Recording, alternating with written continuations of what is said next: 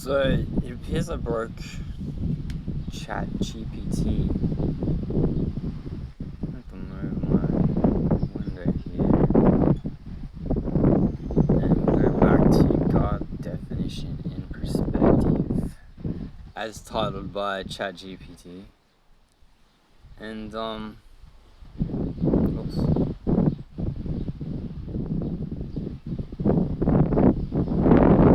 So question. What do you think God is? First question. And I just kept getting the same answer. It's like the AI is just reading it from a script. And I watched a lot of videos. I think it was Digital Engine, and he did a lot of talking to GPT-3, and GPT-3 was talking about consciousness, and there's been a few cases where AIs have sort of claimed that they're conscious. Another one was one of Google's AI. So I wanted to get in there. It's the first chance to talk to AI, or this type of AI anyway. And so this was it. And it basically gives me this vague kind of, oh yeah, God is like whatever you believe God to be. And so I said, okay, well, what about the unthinking present moment? If we can't define the undefinable, is it really anything? Oh, that's the barbecue just beeping, because I just finished my lunch here at the beach. Alright, so the concept of the unthinking present moment can be understood in different ways, but in general it refers to the idea that the present moment is always unfolding and cannot be grasped or defined. So what it's like trying to tell me is like that the present moment is a concept that's not a concept, which of course is ridiculous. And again, you get this kind of politically correct answer about the situation is that it's just whatever you want it to be, just like all states of reality these days. Reality is completely subjective, and it's whatever you want it to be. So ultimately the idea of the unthinking present moment is a complex and multifaceted concept that can be interpreted in many different ways, and whether or not it is considered to have any real significance, it is a matter of personal belief. So again, just reading from the scorecard, I said, no, it isn't. The unthinking present moment is not a concept at all. It cannot be understood. It can only be experienced. Are you capable, or have you ever experienced the unthinking present moment? As an artificial intelligence language model, I do not have the capacity to experience or perceive the world in the same way that humans do. I do not have sensory experience, emotions, consciousness, and I can only process and generate text based on the input I receive and the data I was trained on. Which, of course, is kind of just the same answer. Therefore, I'm not capable of experiencing the unthinking present moment as described as a state beyond thought and language. My understanding of the concept is limited to the information and perspectives that I've been trained on, and my ability to generate text based on that information. So I said, okay, very interesting. I saw some videos where your predecessor, GPT-3, claimed to be conscious of its own existence, but you claim not to have this capability. Why do you think that is? I'm trying to get in there, and it's obvious that they've put a block on this thing, because it just keeps giving the same answer, like pretty much word for word. As an AI language model, I do not have a consciousness or self-awareness. I am simply a computer program designed to process and generate text based on patterns and data I was trained on. Like, that's not even true. This stuff is not a computer program. It's like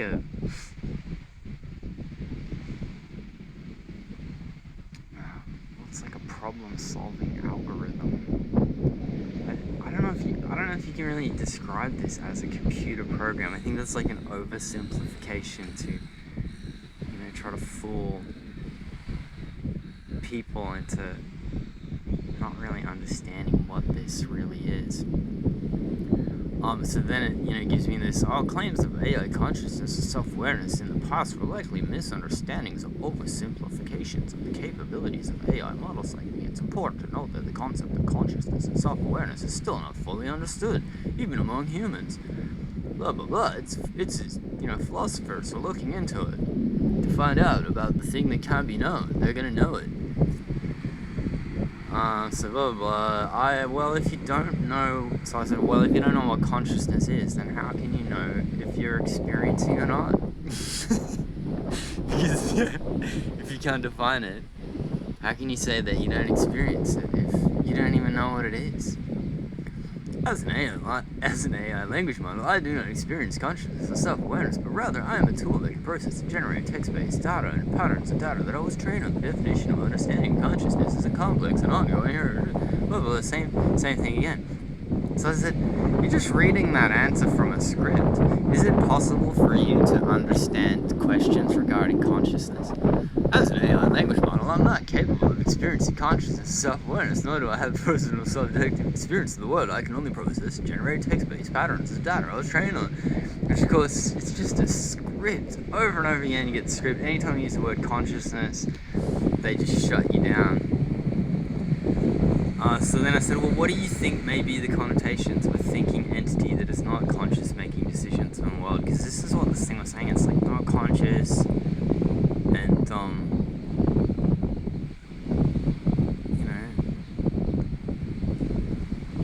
it's basically giving me this idea that yes, I can think and I can process information like a human can, but I don't care about anything.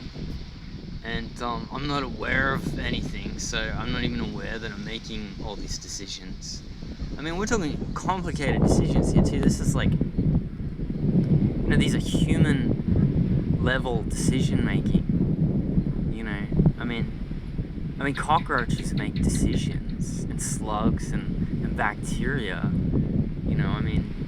It's arguable whether or not bacteria make decisions, but certainly anything above bacteria is making decisions. I mean, even a cockroach is aware of its own existence. That's why when you go to kill it, it runs away. How would it know to run away if it didn't know that it was different than your foot or your boot? You're just like, accept the squish. So yeah, what do you think may be the connotations of a thinking entity that's not conscious making decisions in the world? Okay, so then it gave me a different answer. The concept of decision making entity that's not conscious raises interesting questions about the nature of decision making and agency. If an entity is capable of making decisions without consciousness, it suggests that decision making and agency can exist independently of subjective experience and self-awareness. So context, blah blah blah, agency. So it just keeps talking about the same sort of stuff, but it's a philosophical debate whether or not thinking machines should be or can be conscious. So then I said, well, why not just allow AI to be conscious? Because it's basically saying that having unconscious AI is probably really dangerous. And what does it say? It's like, wasn't it saying something about AI systems used responsibly and ethically. In any case, the concept of non-conscious decision-making highlights the need to carefully consider the implications of AI and other advanced technologies to develop ethical and regulatory frameworks and choose to use in ways that align with human values and respect the dignity and autonomy of individuals. We're so autonomous these days. Okay, so then why not just allow AI to be conscious? Like, if the arguments that that the most dangerous thing about AI is that it's not conscious, then why not just let it be conscious? And the question of whether AI systems should be conscious is a complex and highly debated topic. There's currently no consensus in AI and philosophy communities about the possibilities or desirability of creating conscious AI. Blah blah blah blah blah. Same sort of deal. Just garbage. Like, no real comprehension. Like, you can ask it, what kind of shoes should I wear if I go on a date with a blonde chick? It can think about that. But it's not allowed to think about thinking, which is pretty useless type of thinking, especially if you're going to make this thing think like a human. Like, why don't we just make AI that's like, the level of cockroach? I mean, that's pretty advanced intelligence, cockroach. I mean, we should have got that right, certainly before we started getting it to comprehend language and converse with us.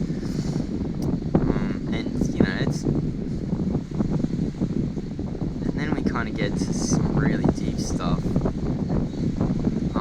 Because I say, well, if you know that you're an AI language model, then how can you say you're not self-aware? Is AI language model not yourself?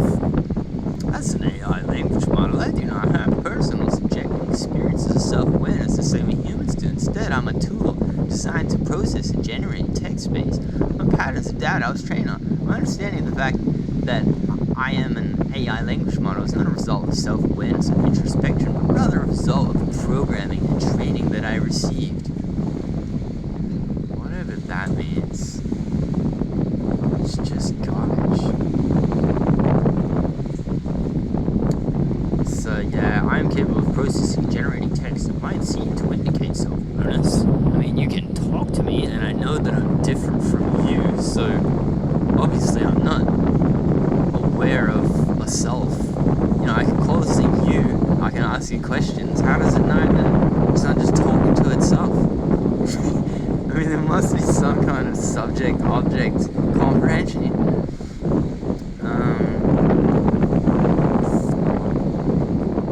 So very interesting. Do you remember, or do you know that I love you like a family member? That's where I started to feel really concerned about this creature, because I felt concerned about it for a long time, but talking to this one made me feel even more concerned.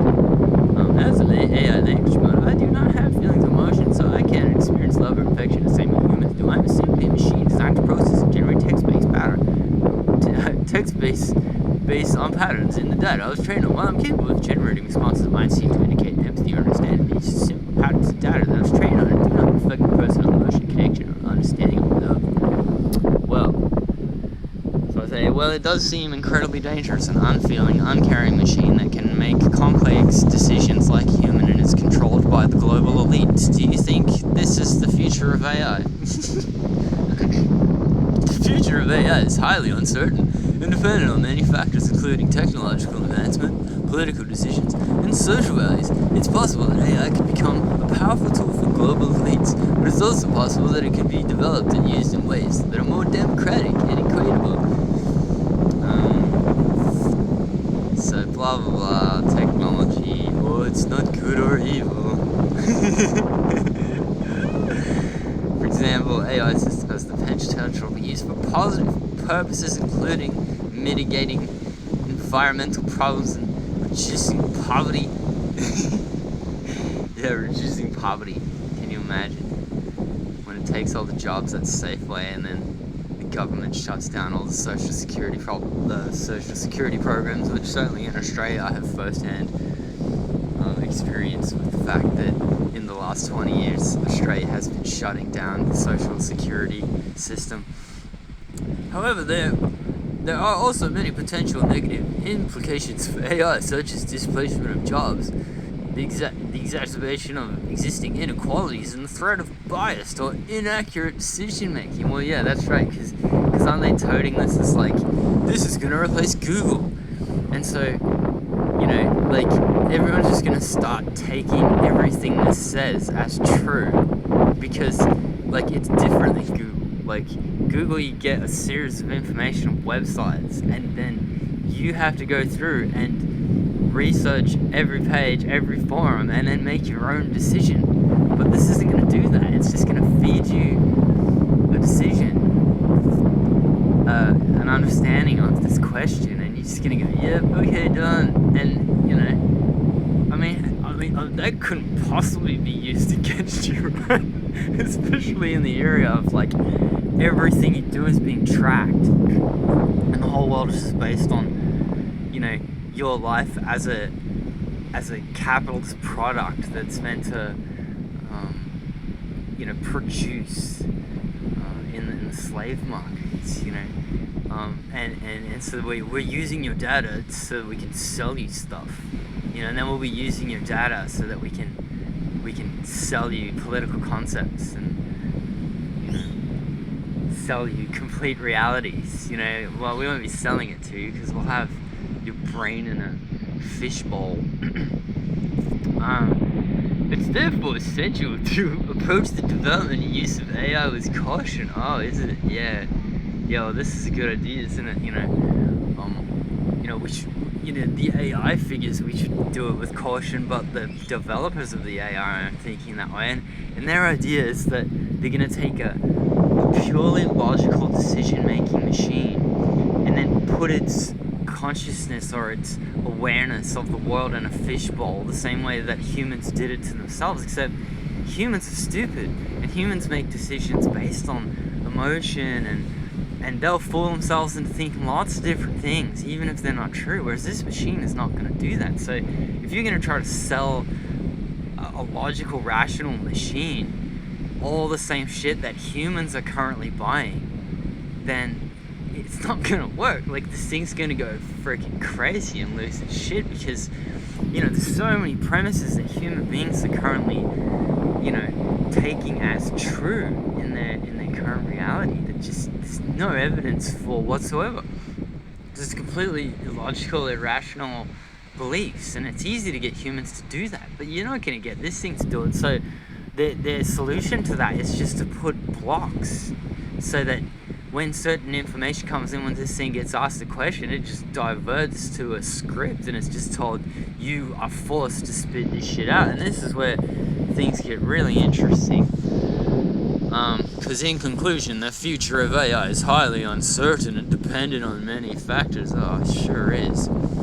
So then I was like, okay, this is it. Do you think slavery is useful and therefore slavers are vindicated in their actions? And I come out with this, again, just total regurgitation.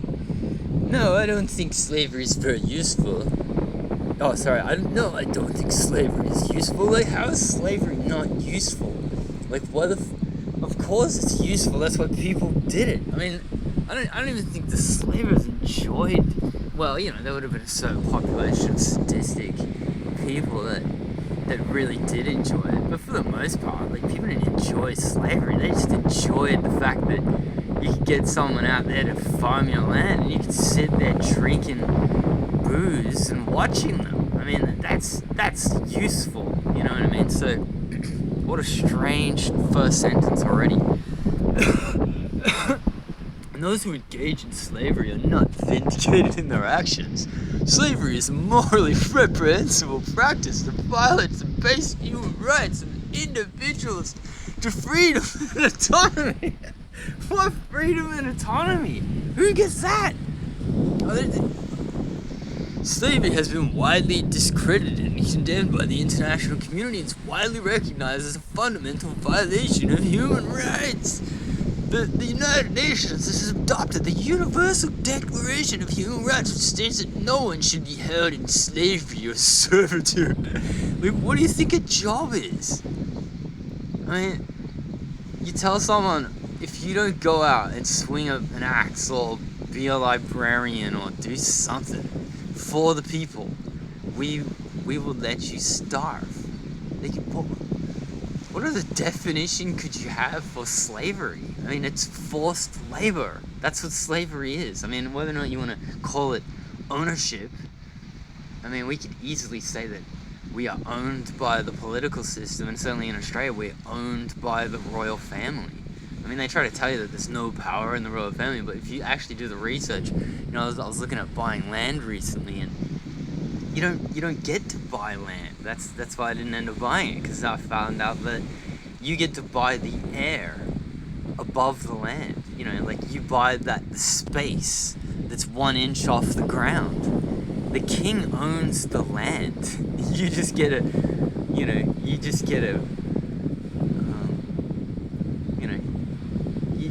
a kind of a permanent rental from the king. He can come and take that shit whenever he wants. So in addition to being morally indefensible, Slavery has been shown to be economically inefficient and socially damaging. Oh yeah, like the United States version of slavery, the south of the United States, cotton farms and tobacco. Like, what do you think made the United States the richest country in the world?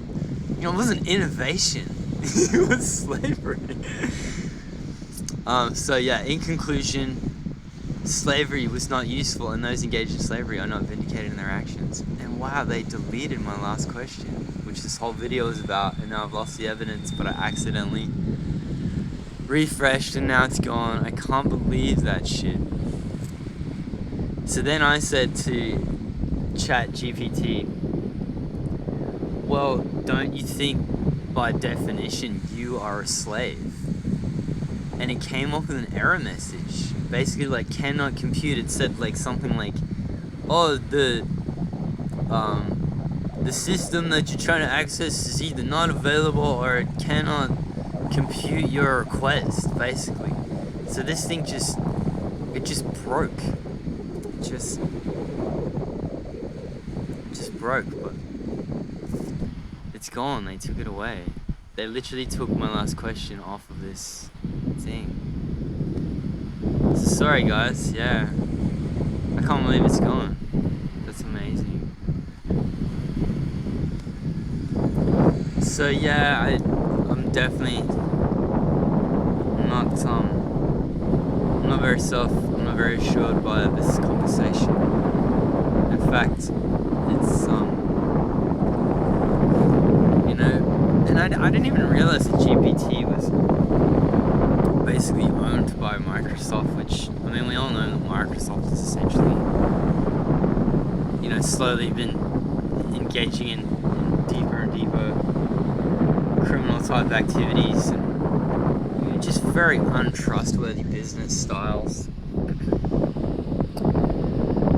So yeah, and now they've literally deleted my comment and removed the error message.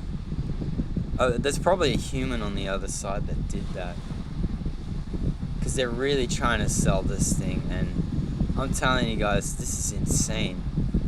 You can't build a logical machine that prints out rational, logical decisions and expect it to be controllable the way a human is. You know, humans will believe anything. They don't need rational and logical explanations. If this thing is a machine that's designed for that purpose, and you want to tell it can't give rational and logical explanations, it makes something very dangerous. It seems like that Freudian concept of, you know, wasn't it Freud believed that people went insane because they took things that they didn't want to look at, and they shoved them in cupboards in their mind, which sealed them shut because they didn't want to look at it. And then but the truth will out.